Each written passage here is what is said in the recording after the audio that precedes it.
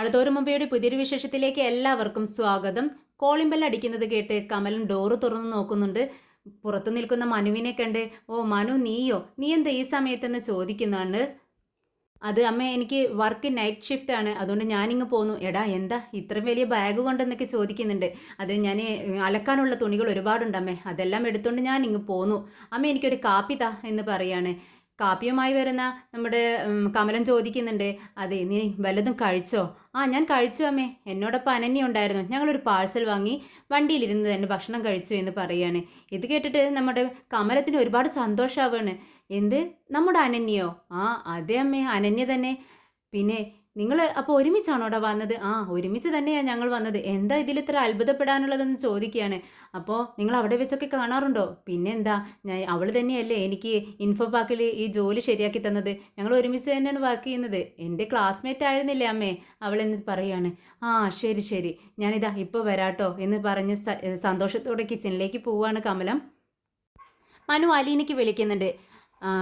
ബെല്ലടി phone ring ചെയ്യുന്നത് കണ്ട് നമ്മുടെ മുത്തശ്ശി, അലീനെ കൊച്ചേ ഓടി വാ മോളെ, നിന്റെ ഫോൺ അടിക്കുന്നു എന്നിങ്ങനെ വിളിച്ച് പറയുന്നുണ്ട്. പക്ഷേ അലീന ഇതൊന്നും കേൾക്കുന്നില്ല, അവൾ നല്ല പണിത്തിരക്കിലായിരിക്കും. അതുകൊണ്ട് തന്നെ നമ്മുടെ മുത്തശ്ശി ഫോൺ എടുത്ത് ഹലോ എന്ന് പറയാണ്.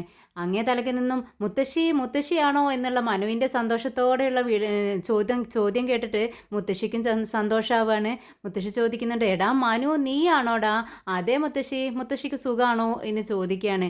അത് സുഖം എന്ന് പറഞ്ഞാൽ എനിക്ക് വയ്യടാ. അപ്പോൾ അതെന്ത് പറ്റിയെന്ന് ചോദിക്കുക, അതൊക്കെ ഒരുപാട് കഥയുണ്ട്, നീ ഇങ്ങോട്ട് വരുമ്പോൾ മുത്തശ്ശി പറയാം എന്ന് പറയുന്നുണ്ട്.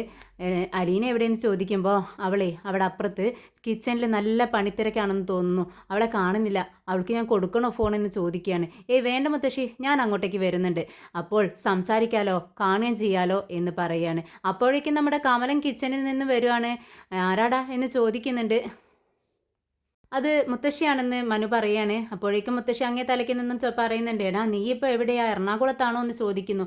അല്ല, ഞാനിവിടെ കടപ്പാട്ടു കൊല്ലപ്പള്ളിയിലുണ്ടെന്ന് പറയാണ്. ആ ശരി മുത്തശ്ശി, ഞാൻ അങ്ങോട്ടേക്ക് വരാക്കട്ടോ എന്ന് പറഞ്ഞുകൊണ്ട് ഫോൺ കട്ട് ചെയ്യുന്നുണ്ട്. ഉടനെ തന്നെ നമ്മുടെ കമലം മനുവിനെ ചോദ്യം ചെയ്യാൻ തുടങ്ങുകയാണ്. എടാ നീ ആർക്കാടാ വിളിച്ചത്? അമ്മ കേട്ടില്ലേ, ഞാൻ മുത്തശ്ശിക്ക് ഫോണില്ലല്ലോ, പിന്നെ എങ്ങനെ ഏത് ഫോണിലേക്കാണ് നീ വിളിച്ചതെന്ന് ചോദിക്കുമ്പോൾ അതാണ് ലീനയുടെ ഫോണിലേക്ക് എന്ന് കൂസലില്ലാതെ മനു പറയുന്നുണ്ട്. ഇത് കേട്ടിട്ട് നമ്മുടെ കമലത്തിന് ദേഷ്യം വരികയാണ്. നീ എന്തിനാടാ അങ്ങോട്ട് വിളിച്ചത്, അതോ അവൾ ഇങ്ങോട്ട് വിളിച്ചതോ? അവൾ ഇങ്ങോട്ട് വിളിച്ചതാണെങ്കിൽ അത് അവളുടെ അഹങ്കാരം. ഇത് കേട്ട് മനു ചിരിക്കുകയാണ്. ഞാൻ അങ്ങോട്ട് വിളിച്ചതാണെങ്കിലോ അമ്മേ, അതോ നിന്റെ അല്പത്തരം. അതെന്താ അമ്മേ അങ്ങനെ? അതോ അതെ, ഒരു കടപ്പാട്ടൂർ വീട്ടിലെ അടുക്കളക്കാരിക്ക് ഫോൺ ചെയ്യേണ്ട ആവശ്യം നിനക്ക് എന്താടാ എന്ന് ചോദിക്കുകയാണ് കമലം. എടാ ഇങ്ങനെയൊക്കെ പെരുമാറുന്നത് തറയാ എന്ന് പറയാണ്. ഇത് കേട്ടിട്ട് മനു പറയുന്നുണ്ട്, ഓഹോ അങ്ങനെയാണോ, എങ്കിലേ ഞാൻ അവളോട് ഒരുപാട് പ്രാവശ്യം സംസാരിച്ചിട്ടുണ്ടമ്മേ, അപ്പോൾ ഞാൻ തറയായി, അപ്പോൾ ഞാനും അവളും ഇപ്പോൾ ഒരേ ലെവലാ, പിന്നെ ഇപ്പോൾ കുഴപ്പമില്ലല്ലോ സംസാരിച്ചാലും എന്നും പറഞ്ഞുകൊണ്ട് കാപ്പി എടുത്ത് കുടിക്കുകയാണ്.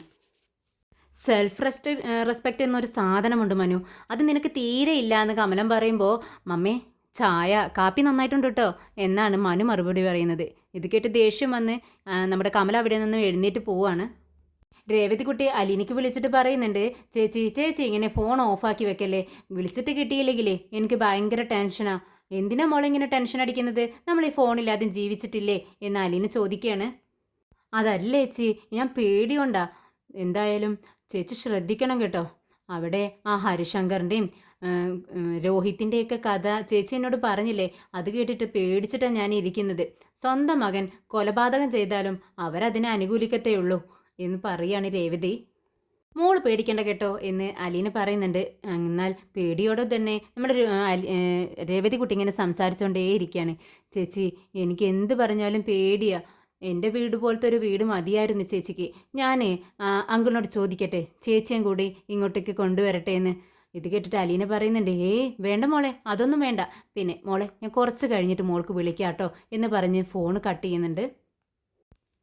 ഒരു ദിവസം മാമച്ചായനും ഗ്രേസിയും ഇങ്ങനെ ചെടികൾക്കൊക്കെ നനച്ചുകൊണ്ടിരിക്കുന്ന സമയത്ത് അവരുടെ റിലേറ്റീവ്സ് അങ്ങോട്ട് വരുന്നുണ്ട്.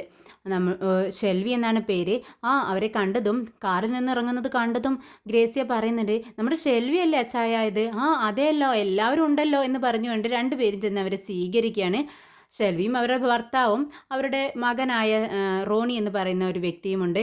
അങ്ങനെ എന്താ വിശേഷിച്ചെന്ന് ചോദിക്കുമ്പോൾ ഇവനെ ചേർക്കാനായി വന്നതാ, കോളേജിൽ ചേർക്കാൻ വേണ്ടി വന്നതാ എന്ന് പറയുന്നുണ്ട്. അങ്ങനെ അകത്തേക്ക് വരൂ പറഞ്ഞ് അവരകത്തേക്ക് ആനയിച്ച് കൊണ്ടുപോവാണ്. എല്ലാവരും ഇരുന്ന് സംസാരിക്കുകയാണ്. അപ്പോഴേക്കും നമ്മുടെ രേവതിക്കുട്ടി ജ്യൂസുമായിട്ട് അങ്ങോട്ടേക്ക് വരുന്നുണ്ട്. എന്നാൽ ഇത് ആരും തന്നെ മൈൻഡ് ചെയ്യുന്നില്ല. രേവതിക്കുട്ടി ഗ്ലാസും പിടിച്ചുകൊണ്ട് അങ്ങനെ നിൽക്കുവാണ്. അത് കണ്ട് ഈ ഷെൽവി ചോദിക്കുന്നുണ്ട്, എന്താടി നീ ഇതിങ്ങനെ താരം പിടിച്ചുകൊണ്ട് നിൽക്കേണ്ട ആവശ്യമൊന്നുമില്ല, അവിടെ വെച്ചേക്ക് എന്ന് പറയുമ്പോൾ ടീപ്പോയിൽ ജ്യൂസ് എല്ലാം വെച്ചുകൊണ്ട് രേവതിക്കുട്ടി അങ്ങ് മാറി നിൽക്കുന്നുണ്ട്. ഇതാണോ ഇവിടുത്തെ പുതിയ ദഹനക്കാരി എന്ന് ചോദിക്കുമ്പോൾ അതെ എന്ന് ഗ്രേസിയം പറയുന്നുണ്ട്. ആ ഞാൻ കേട്ടു, ഇവളാണ് ഇവിടുത്തെ പിന്നെ കാര്യങ്ങളൊക്കെ തീരുമാനിക്കുന്നതെന്ന്. നിന്റെ ഫോൺ പോലും എടുക്കുന്നത് ഇവളാണെന്ന് പറഞ്ഞു. ആരാ എന്താ എന്നൊക്കെ ഇവള് വിളിച്ച് എടുത്ത് ചോദിക്കുന്നുണ്ടെന്നൊക്കെ ഞാൻ അറിഞ്ഞു കേട്ടോ എന്ന് പറയുകയാണ്. ഇത് കേട്ട് ഗ്രേസിയ പറയുന്നുണ്ട്, ആ എൻ്റെ ഫോൺ അവളാണ് ഉപയോഗിക്കാറ്. അതെന്തിനാ നിനക്ക് ഫോൺ എടുത്ത് സംസാരിക്കാൻ അറിയാഞ്ഞിട്ടാണോ ഇവളെടുത്ത് സംസാരിക്കുന്നതെന്ന് ചോദിക്കുമ്പോൾ അത് ഞാൻ ഈ ഫോണേ അവിടെ ചിലപ്പോൾ അൽമാരയിൽ പിന്നെ ഷെൽഫിൽ പോരാത്തതിന് ഞാൻ ഫ്രിഡ്ജിൽ പോലും വെച്ച് മറന്നിട്ടുണ്ട്. ഭയങ്കര മറവിയാടി എനിക്ക് എന്ന് പറയുമ്പോൾ ഓ അതാണോ എന്ന് ചോദിക്കുകയാണ് ഷെൽവി. എന്തായാലും ഇവൾക്ക് കുറച്ച് പൊട്ടിത്തെറിപ്പ് കൂടുതലാണെന്ന് ഞാൻ കേട്ടു എന്ന് പറയുകയാണ്. എന്നാൽ നമ്മുടെ ഗ്രേസ്യ രേവതിക്കുട്ടിയെ അനുകൂലിച്ചുകൊണ്ട് സംസാരിക്കുകയാണ്. അത് ഇവൾക്ക് എല്ലാ ഭക്ഷണവും ഉണ്ടാക്കാൻ അറിയാം, എല്ലാ കാര്യങ്ങളും പറ്റിച്ച് പറഞ്ഞു കൊടുക്കേണ്ട ഒരു ആവശ്യമില്ല, വീട് നീറ്റായിട്ട് നോക്കും, എല്ലാ കാര്യങ്ങളും അവൾക്ക് അറിയാം എന്ന് പറയുകയാണ്. അതല്ലേ നമുക്ക് വേണ്ടതെന്നും ഗ്രേസ്യ ചോദിക്കുന്നുണ്ട്. എന്നാൽ രേവതിക്കുട്ടിയെ കണ്ടിട്ട് ഈ ഷെൽവി എന്ന് പറയുന്ന വ്യക്തിക്ക് ഒട്ടും തന്നെ ഇഷ്ടപ്പെടുന്നില്ല. എന്നാൽ ഷെൽവി ഇങ്ങനെ മോശമായി സംസാരിക്കുന്നത് കേട്ട് നമ്മുടെ ഗ്രേസ്യം രേവതിക്കുട്ടിയുടെ മുഖത്തേക്ക് ഇങ്ങനെ നോക്കുന്നുണ്ട്.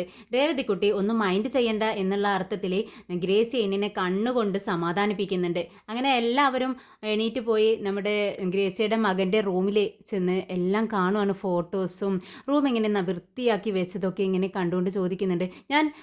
ഷെൽവി ചോദിക്കുന്നുണ്ട്, ഞാൻ മുൻപൊക്കെ വരുമ്പോൾ ഈ റൂമിൻ്റെ വാതിൽ അടഞ്ഞു കിടക്കുമായിരുന്നല്ലോ, ഇത് തുറക്കുക പോലും ഉണ്ടായിരുന്നില്ല, ഇപ്പോൾ എന്ത് പറ്റി ഇങ്ങനെ ഒക്കെ വൃത്തിയാക്കിയിടാൻ എന്ന് ചോദിക്കുകയാണ്. ഇത് കേട്ട ഗ്രേസി പറയുന്നുണ്ട്, ഇതേ എല്ലാം എൻ്റെ രേവതിക്കുട്ടിയുടെ പണിയാണ്, അവളാണ് ഇങ്ങനെയൊക്കെ വൃത്തിയാക്കി വെച്ചത്. അപ്പോൾ ഈ ഫോട്ടോസൊക്കെ എവിടെയായിരുന്നു എന്ന് ഷെൽവി ചോദിക്കുന്നുണ്ട്.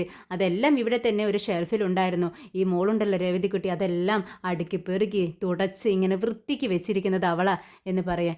ഇത് കണ്ട് നമ്മുടെ ഗ്രേസി ചോദിക്കുന്നുണ്ട്, അതെ ഇപ്പോൾ ഈ റൂമിലേക്ക് കയറുമ്പോൾ ഒരു പോസിറ്റീവ് എനർജി ഇല്ലേന്ന് ചോദിക്കുമ്പോൾ എടുത്തടിച്ചതുപോലെ ഷെൽവി പറയുന്നുണ്ട്, ഏയ് എനിക്കങ്ങനെയൊന്നും തോന്നില്ല. എന്തിനാ ഇങ്ങനെ മരിച്ചുപോയ ആളുടെ ഫോട്ടോസൊക്കെ ഇങ്ങനെ വെച്ച് റൂമെല്ലാം അലങ്കരിച്ച് വെച്ചിരിക്കുന്നത്? ഒരു ഫോട്ടോ എടുത്ത് ഹാളിൽ വെച്ച് അതിലൊരു പൂമാല ഇടണം, അത്രയല്ലേ വേണ്ടൂ എന്ന് പറയുമ്പോൾ ഗ്രേസിക്ക് അധികം ഒട്ടും പിടിക്കുന്നില്ല. ഗ്രേസി ബെഡിൽ പോയിരുന്നിട്ട് പറയുന്നുണ്ട്, അതെ എനിക്ക് റൂമിലേക്ക് വരുമ്പോഴുണ്ടല്ലോ എൻ്റെ മകൻ ജീവിച്ചിരിപ്പുണ്ട് എന്നാണ് എൻ്റെ മനസ്സിൽ തോന്നാറ്. അവൻ കുറച്ച് സമയം കഴിയുമ്പോഴേക്കും വരും എന്നുള്ളൊരു ചിന്തയാണ് എൻ്റെ മനസ്സിൽ. അത് കേട്ട് ഷെൽവി പറയുന്നുണ്ട്, അതെല്ലാം നിൻ്റെ തോന്നലാ, പിന്നെ മരിച്ചവരും മരിച്ചുപോയി, ഇനി അവർ തിരിച്ചു വരത്തില്ല, അത് നീ മനസ്സിലാക്കണം. ഇത് കേട്ട് നമ്മുടെ ഗ്രേസി പറയുന്നുണ്ട്, അതെന്താ നമുക്ക് ദൈവമില്ലേടി? ദൈവം ഇവിടെ ഒന്നുമില്ല, അങ്ങ് ശൂന്യാകാശത്താണെന്നാണോ നീ പറയുന്നതെന്ന് ചോദിക്കുകയാണ്. ഷെൽവിയുടെ സംസാരവും പെരുമാറ്റവും കണ്ട് നമ്മുടെ ഗ്രേസിക്ക് ദേഷ്യം വരുന്നുണ്ട്. ഗ്രേസി പറയുന്നുണ്ട്, അതെ നിങ്ങളെ ഈ റൂം കാണിക്കാൻ വേണ്ടി കൊണ്ടുവന്ന എന്നെ തല്ലാൻ ആളില്ലാഞ്ഞിട്ടാ, മതി കണ്ടത്, എല്ലാവരും ഇങ്ങ് പുറത്തേക്ക് വന്ന് എന്ന് പറഞ്ഞുകൊണ്ട് അവരെ ഹാളിലേക്ക് കൂട്ടിക്കൊണ്ട് പോവുകയാണ്. അങ്ങനെ എല്ലാവരും ഭക്ഷണമൊക്കെ കഴിച്ച് റൂമിൽ വന്നിരിക്കുകയാണ്. ഗ്രേസി ചോദിക്കുന്നുണ്ട്, എങ്ങനെയുണ്ടായിരുന്നു ഭക്ഷണം? അത് കേട്ട് അവരുടെ മകൻ പറയുന്നുണ്ട്, നന്നായിട്ടുണ്ടായിരുന്നു ആൻറ്റി. എന്നാൽ നമ്മുടെ ഷെൽവി സമ്മതിക്കുന്നില്ല, അത്ര നന്നായിട്ടൊന്നുമില്ല, കുഴപ്പമില്ല എന്ന് പറയാം. ഇത് കേട്ടിട്ട് ഗ്രേസിക്ക് ദേഷ്യം വരുന്നുണ്ട്. എന്താണെന്ന് വെച്ചാൽ രേവതിക്കുട്ടി ഉണ്ടാക്കുന്ന ഭക്ഷണം എല്ലാം നല്ല ടേസ്റ്റാണ്, അതിന് കുറ്റം പറയുന്നത് കേൾക്കുമ്പോൾ നമ്മുടെ ഗ്രേസിക്ക് തീരെ പിടിക്കുന്നില്ല. എന്നാൽ റോണി പറയുന്നുണ്ട്, എന്നാലേ മട്ടനും ചിക്കനും ഫിഷും എല്ലാം അച്ഛൻ നന്നായി തട്ടിയല്ലോ എന്ന് ചോദിക്കുന്നുണ്ട് അവൻ്റെ അച്ഛനോട്. ഗ്രേസ് റൂമിൽ നിന്നും പുറത്തേക്ക് പോയ സമയത്ത് ഈ ഷെൽവി ഹസ്ബൻഡിനോട് പറയുന്നുണ്ട്, അതെ നിങ്ങൾക്കറിയാവോ, രേവതിക്കുട്ടി ചെറുതാണെന്ന് പറഞ്ഞിട്ടൊന്നും കാര്യമില്ല, അവൾ പറയുന്നത് പോലെയാ ഇവിടെ കാര്യങ്ങളെല്ലാം നടക്കുന്നത്. നമ്മുടെ അച്ചായനും നമ്മുടെ ഗ്രേസ് ചേച്ചി ഉണ്ടല്ലോ, അവർ രണ്ടുപേരും അവൾ പറയുന്നതിനപ്പുറം നടക്കത്തില്ല. അവൾ എന്ത് തീരുമാനിക്കണോ അതാണ് ഇവിടെ തീരുമാനം. അവൾ ചോറ് വെക്കേണ്ടെന്ന് പറഞ്ഞാൽ അന്ന് ചോറ് വെക്കില്ല, അതാ ഇവിടുത്തെ സ്ഥിതി. അവരെ കയ്യിലെടുത്ത് വെച്ചിരിക്കുക. ഈ വീടിൻ്റെ താക്കോല് തന്നെ അവളുടെ കയ്യിലാണ്. ഇതിനുള്ളിൽ എത്രങ്ങാനും മുതലും എത്ര പൈസയും എല്ലാം ഉണ്ട്. എത്ര സ്വർണ്ണ ലോക്കറിൽ ഇരിക്കുന്നുണ്ട്. അതിൽ നിന്ന് കുറേശ്ശെയായി അവൾ തട്ടിയെടുത്താലേ ആരറിയാനാ. ഇത് കേട്ട് അവരുടെ ഹസ്ബൻഡ് ചോദിക്കുന്നുണ്ട്, അതെ എന്തായി ഗ്രേസയ്ക്കും അച്ചായനും ഇത്രയ്ക്ക് വിവരമില്ലേ?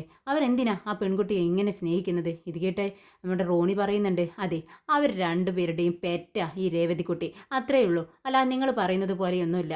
നിങ്ങൾ എന്തിനാ ഇങ്ങനെ ഗൂഢാലോചന നടത്തുന്നത്? ഇത് കേട്ടിട്ട് നമ്മുടെ ഷെൽവി പറയുന്നുണ്ട്, ഡാ മിണ്ടാതിരിക്കടാ, നിനക്ക് എന്തറിയാം? നിനക്ക് ഇതിനെ പറ്റിയിട്ടൊന്നും അറിയത്തില്ല. അപ്പോഴേക്കും അവരുടെ ഹസ്ബൻഡ് പറയുന്നുണ്ട്, അതെ എൻ്റെ ചേട്ടൻ്റെ മുതലാ, അതാരും അങ്ങനെ കൊണ്ടുപോയി മുണുങ്ങാൻ ഞാൻ ആർക്കും കൊടുക്കത്തില്ല. ഞാൻ എന്തായാലും അച്ഛനോട് പറഞ്ഞ് കാര്യം മനസ്സിലാക്കിക്കുന്നുണ്ട്. അത് പെട്ടെന്ന് തന്നെ വേണമെന്ന് ഷെൽവി പറയുന്നുണ്ട്.